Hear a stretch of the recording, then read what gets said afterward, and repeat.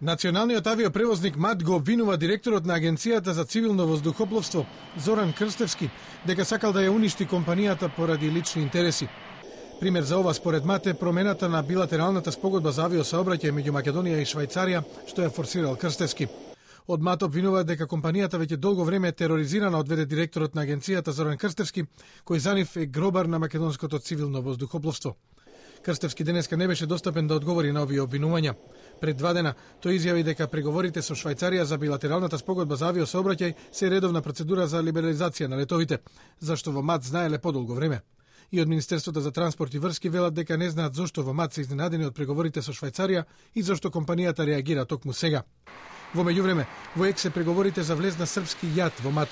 Во домашната компанија не исклучуваат ни целосно преземање од јат, ниту продажба на дел од компанијата на други странски компании. МАТ е подолго време во финансиска криза, поради која најави дека ќе отпушти дури 40% од вработените. Поради невратени долгови кон Европската контрола на летање Евроконтрол, МАТ ги загуби летовите кон Германија и Италија и отворено побара помош од државата. Инаку МАТ има договор со владата за национален авиопревозник, кој истекува идната година. Тогаш стапува на сила и договорот за отворено небо во Европската унија, кој го потпише и Македонија, а ќе значи целосна либерализација на комерцијалните летови.